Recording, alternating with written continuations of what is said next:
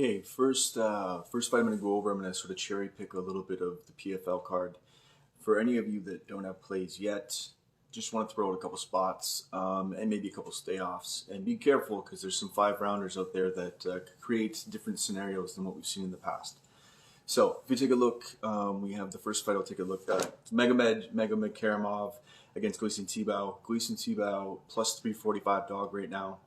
He's always been a live guy, and Karamov's striking distance work, with leg kicks, even with his switch kick to the body, and then also on top of that, using his hands, he's able to basically run you into whatever game he needs to.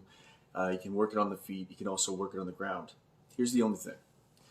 If you look at, what happens when he gets pressured, what happens when he gets tagged, what happens when he maybe even gasses a little bit, you got to look at what happened against Ray Cooper III.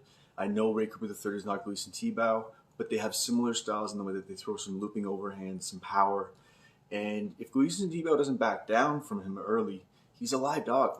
And when the line's that wide, I'm not saying I'm going to touch it, but I'm probably going to stay off of it. And the joke of the week is I got Moraes. Marlon Moraes against Shaman Moraes. Right now, minus 115 pick'em. And here's my thing. This is not going to be the fight of old. I'm leaning likely with Shaman, but you just don't know, or Shaman, you just don't know if Marlon's going to come out and get tagged early or not. Maybe look at the over. I think the over's sitting right now at minus 135.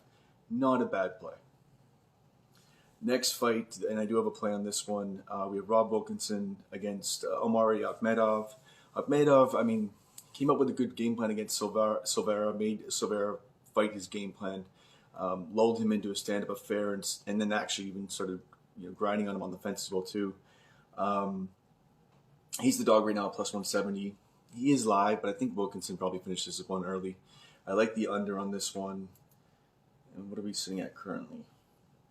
The line has moved a little bit since we first put out numbers. I even like the under 2.5 at minus 160.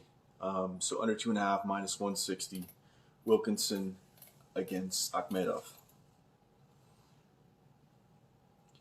And next fight, if we're going to look at for PFL picks, we're going to look at Olivier Aubin-Mercier against Stevie Ray. And I know a lot of people, the line's pretty wide right now. We're at minus 425 for the favorites in OAM.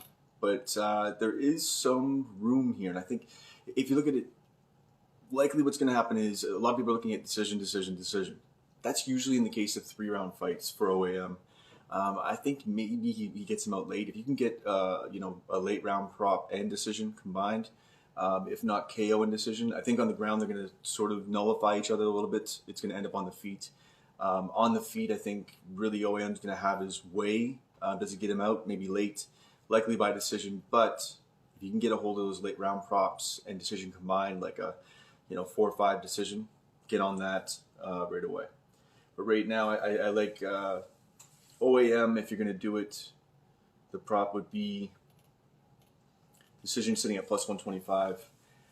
If you can get it combined, great. Currently on Bodog, we have OAM sitting at KO decision minus 175. Not a bad look.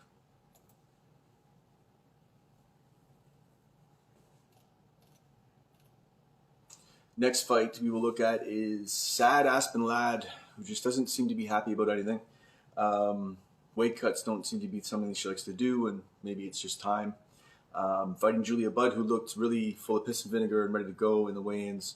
Plus 185 dog. I'm not really going to run any big plays on this. I'm just going to say I can't really even understand minus 250 on Aspen Ladd when she hasn't shown us anything in a long time. I know the ability's there. I know she's a beast when she wants to be.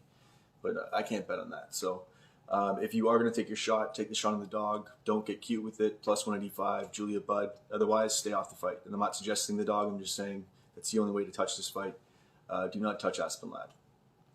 Next fight, Ante Delia. Right now sitting at minus 350 against Matus Scheifel, plus 250. These guys have fought very recent.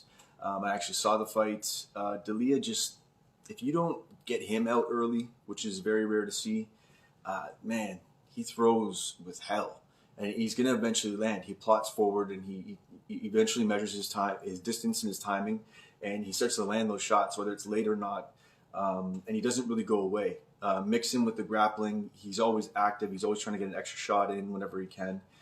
Doesn't really waste too much space. So I don't know, man. I think obviously looking at D'Elia as the favorite. How do you play it? Probably you can play the under if you want to be really safe. It's probably a little bit juicy at this point, but let's take a look here. You could go around shopping. There's no point in that. I think that's just a waste of time. You know, plus 175 round one they're calling for, plus 600 round two. Sure, we can start playing those games. If you can get a hold of D'Elia round 1, 2, or 3, that's something that you might want to look at. They're not really shopping those around. They're not giving that to you. So D'Elia by submission or KO is minus 150. I think that's probably the way to play it. So submission or KO, minus 150. It's a 5-round fight. If it was a 3-round fight, I think the decision might play a role. I don't think it's going to in this fight. I think we're going to see much of what we did last fight. So just to cover it, KO and submission, D'Elia minus 150, preferred play. We'll move on to Brendan Loughnane against Bubba Jenkins. This fight, if it was 3 rounds, I would be on Jenkins all day long. 100% is the dog, plus 145. I think the wrestling and the mixing and striking would be enough, but I think he's just going to get caught in moments. He's going to have some moments where Loughnane's going to get ahead of him.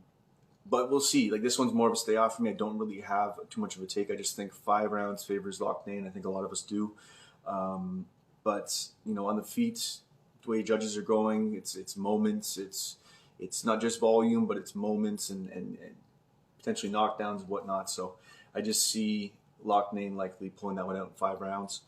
But we will move to the final fight on the card. We have Kayla Harrison against Larissa Pacheco. A lot of people expecting this to be similar to what it was in the last fight and maybe go to decision. Everybody's all over decision props.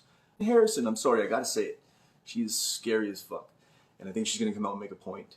I'm not gonna go too hard and bet on that. I think it does go over a little bit. I think Pacheco carries this on for a bit. I like the over 1.5. I think that was currently, or sitting at least minus 125 at one point. What are we sitting at currently right now? Right now, yeah, it's getting juicy at this point. So we're at minus 200, over 1.5.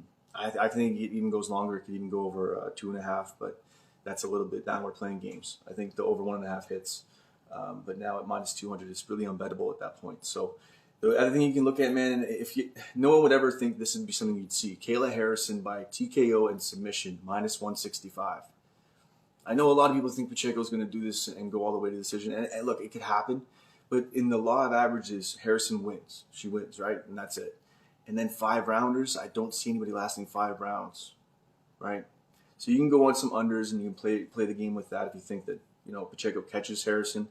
But I just think that she's going to get her out over 1.5, but still relatively, you know, middle of the fight.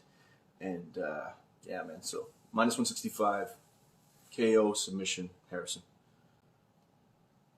If you still want to touch the minus 200 on the over 1.5, I mean, I guess you're still playing with fire a little bit always with the Harrison fight, but I just think that Pacheco will hold on a little bit longer. Really, that's the take.